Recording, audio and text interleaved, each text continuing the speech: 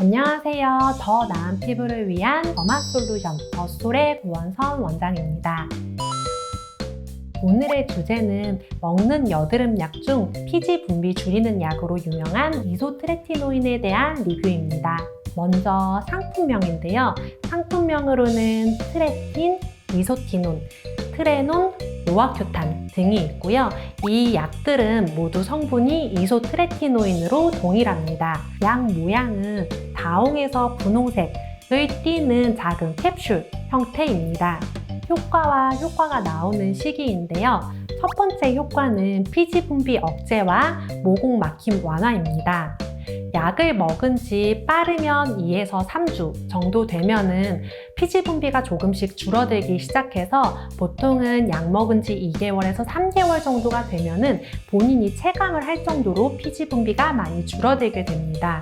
압박을 했을 때 피지가 쭉 나오는 좁쌀 여드름들 같은 경우에는 약 먹은 지 빠르면 2에서 3주 그리고 평균적으로 2에서 3개월에 걸쳐서 새로 올라오는 것들이 눈에 띄게 줄어들기 시작합니다. 간혹 오후가 되면은 피부가 엄청 번들거릴 정도로 유분 분비가 많으신 분이나 아니면 피부를 누르기만 해도 피지가 쭉쭉 나올 정도로 유분 분비가 정말 많으신 분들 같은 경우에는 효과가 충분히 나오는데 6개월까지 걸리기도 합니다. 두 번째로 염증 반응 완화와 여드름균 증식 억제인데요. 이소트레티노인을 먹어서 염증성 여드름이 가라앉는 데는 시간이 비교적 오래 걸리는 편입니다. 그래서 보통은 약 먹은 지 2개월에서 3개월 정도는 되어야 염증성 여드름이 줄어드는 느낌이 들고 보통은 약 먹은 지 3에서 6개월 정도는 되어야지 염증성 여드름도 더 이상 안 생기는 현상을 보이는데요. 그래서 이렇게 효과가 나오는 시기가 늦다 보니까 염증성 여드름이 심하신 분들 같은 경우에는 항생제 치료를 먼저 선행을 하거나 아니면 이소트레티노인 복용 초기에 항생제를 같이 병용을 해서 염증성 여드름을 더 깔아앉히는 방법을 쓰기도 합니다. 결국 정리해보면 피지가 차는 좁쌀 여드름과 크게 곱는 빨간 염증성 여드름 같은 경우에는 이소트레티노인을 먹은 지 빨라야 2에서 3주 그리고 일반적으로는 3개월에서 4개월 정도는 되어야지 새로 올라오는 게 눈에 띄게 줄어들었다 하는 느낌이 들 정도로 좋아지게 됩니다. 약 복용 기간이 너무 짧으신 분들 같은 경우에는 효과를 잘 못 느끼실 수 있으세요. 이소트레티노인의 복용 기간인데요. 앞서 말씀드린 것처럼 이소트레티노인은 항생제들에 비해서 약 효과가 나오는데 조금 오래 걸리는 약입니다. 그렇다 보니까 약 복용 기간 역시 좀 더 긴 게 일반적인데요. 의사마다 조금씩 다르기는 하겠지만 저 같은 경우는 단기 복용은 3에서 6개월 정도 그리고 장기 복용은 2에서 4년 정도로 말씀을 드리는 경우가 많습니다. 먼저 단기 복용 같은 경우에는 원래 저 여드름이 거의 안 나는 피부였는데 갑자기 이렇게 여드름이 심해졌어요 하는 분들이 대상입니다. 이런 분들한테 약을 3에서 6개월 정도 드셔라 라고 하면 보통 3에서 6개월간 서서히 피부가 좋아져서 완전히 깨끗해지게 되고 그 이후에 약을 끊으면 한두 달에 걸쳐서 서서히 다시 원래 피부 상태로 돌아가는 현상을 보입니다. 그런데 원래도 피부가 좋으셨던 분들은 저렇게 원래 피부 상태로 돌아가도 크게 나빠지는 것 없이 약을 잘 줄여서 끊으실 수 있는 경우가 일반적입니다. 다음으론 장기 복용인데요. 장기 복용은 2년에서 4년에 걸쳐서 저용량으로 몸무게당 kg당 120에서 150mg의 누적 용량이 만들어지도록 복용을 하는 요법인데요. 이 요법 같은 경우에는 심한 여드름이 생긴 지 수년 이상 되신 분들을 대상으로 합니다. 이런 분들을 단기 복용을 시키는 경우에는 3에서 6개월 정도 먹어서 깨끗해졌는데 약 끊고 나서 6개월에서 1년 이내에 다시 심한 여드름 상태로 돌아왔어요 하는 경우가 많아요. 그렇기 때문에 이런 분들한테는 장기 복용이 들어가게 되는데요. 그렇게 충분한 양을 장기간 동안 몸에 누적이 될 정도로 약을 먹어놓으면 그 뒤부터는 약을 줄여서 끊어도 다시 심한 여드름이 되는 빈도 자체가 많이 줄어들게 됩니다. 사실 사실 이소트레티노인은 부작용 때문에 유명한 약인데요. 실제로 약을 먹읍시다 라고 말씀을 드리면 10분 중에 2~3분 정도가 부작용 때문에 우려를 하시는 경우가 있습니다. 먼저 첫 번째 부작용은 피부 건조와 민감성 증가인데요. 일단은 이소트레티노인이 피지 분비를 줄이는 약이기 때문에 약의 특성상 대부분의 환자들이 겪는 부작용인데요. 또 흔히 호소하시는 증상이 얼굴이 당기고 건조해요. 가렵고 따가운 증상이 생겼어요. 또 원래는 전혀 문제없이 썼던 토너, 에센스, 세럼, 수분크림이 따가워졌어요 라고 보통 많이 말씀을 하시고요. 사실 이런 부작용들 같은 경우에는 얼굴은 피부가 건성이 될 감에 따라서 원래 쓰시던 지성용 화장품에서 중건성용 화장품으로 바꾸면 해결이 되는 경우가 많고요. 심하면 약의 복용량을 줄이기도 합니다. 다음으로 점막 건조 증상인데요. 주로 호소하시는 증상이 눈이 건조해요. 그리고 코가 건조해서 코피가 나요. 눈이 건조한 건 대부분 인공 눈물로 커버가 되는 정도고 인공 눈물로 안 되면 먹는 복용량을 줄이기도 합니다.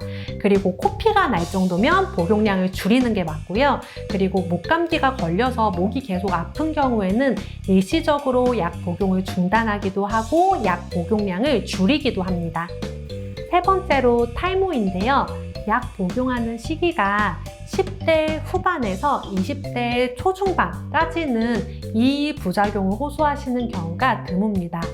20대 후반에 약을 드시는 분들 같은 경우에는 종종 호소하시는 증상입니다. 아마도 노화와 관련된 탈모와 같이 진행되기 때문인 것 같은데요.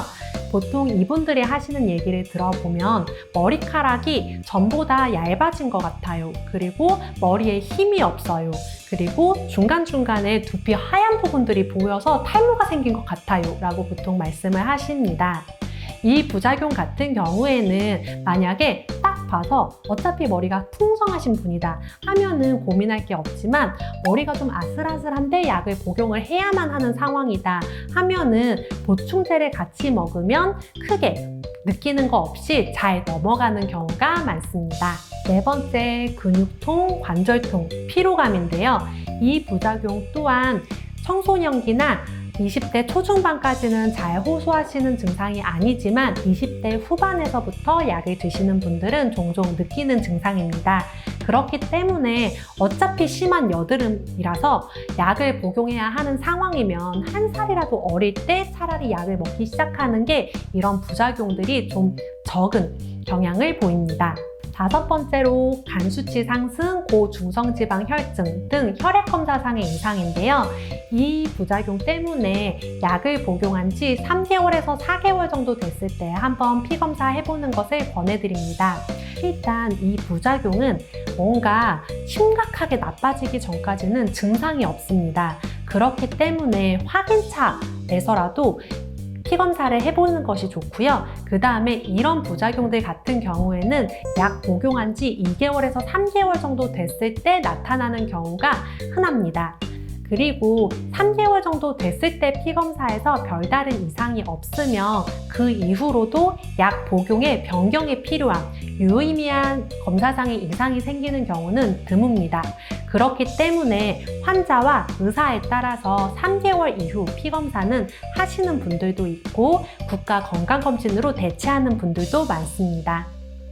여섯 번째, 두통인데요. 이소트레티노인을 복용해서 두통이 생기는 경우는 사실 드뭅니다. 하지만 이소트레티노인을 먹고서 두통이 생겼다 하더라도 초기에 며칠만 타이레놀 같이 먹어주면 괜찮다고 하시는 경우가 많기 때문에 약 복용에는 크게 문제가 되지 않는 부작용입니다. 일곱 번째, 발기부전, 성욕 감소 등 성기능 장애인데요. 이 부작용은 청소년기 후기부터 20대 초중반, 이 팔팔하신 시기에는 거의 호소하지 않는 증상입니다. 하지만 20대 후반이신 분들은 종종 호소하기도 하는 증상입니다.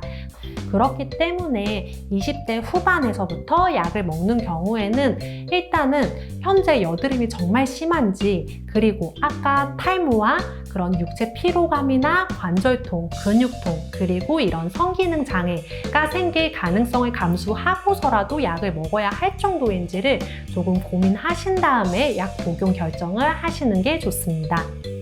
8번째로 태아 기형 유발인데요. 이 부작용이 이소트레티노인에서는 굉장히 유명한 부작용입니다. 가임기 여성분이 이소트레티노인을 복용하는 경우에는 약 복용 중단 후 한 달까지는 피임을 철저하게 하셔야 되는데요. 보통 2가지 이상 방법으로 하실 것을 권해드립니다. 그 이유가 우리가 보통의 사용이라고 해서 사실 피임을 하다 보면 뭔가 콘돔을 쓰려고 해도 제대로 못 쓰는 경우도 생길 수 있고, 피임약을 먹으려고 했는데 꾸준히 먹지 못한 경우도 있을 수 있어요. 이런 보통의 사용을 기준으로 했을 때 먹는 피임약의 실패율이 9% 정도 되고요. 콘돔의 피임 실패율이 11% 정도 됩니다. 생각보다 꽤 높은 피임 실패율을 가지고 있는데요. 그렇기 때문에 가능하면 2가지 이상 방법으로 피임을 할 것을 권해드리고 있습니다. 또 피부가 완전히 안정화되고 나서도 가임기 여성분들은 제가 한 달에 한 번은 병원에 내원하시라고 하는데요. 이게 한 달에 한 번 내원하셔서 피임 잘하세요 라고 잔소리를 듣는 것과 2-3달에 한 번씩 오셔서 잔소리를 듣는 게 피임하시는 강도가 다릅니다. 그렇기 때문에 가임기 여성분들 같은 경우에는 제가 웬만해서는 한 달 이상 복용할 수 있는 약을 처방을 잘 안 해드리는 편입니다. 9번째 부작용은 상처 회복 지연입니다. 이소트레티노인을 먹을 때 유의미하게 상처가 확실히 회복이 좀 더디다 하고 느낄 때는 피부를 벗겨내는 레이저를 했을 때입니다.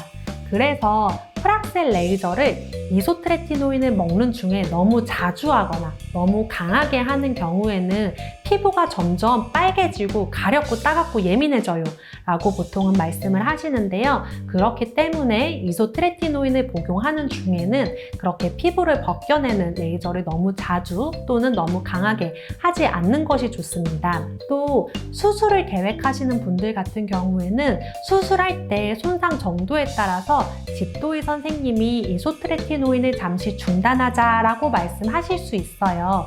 그렇기 때문에 수술 계획이 있으신 분들은 이소트레티노인을 복용하고 있다는 것을 꼭 집도의 선생님께 말씀드리는 것이 좋습니다. 마지막으로 키 성장 저해인데요.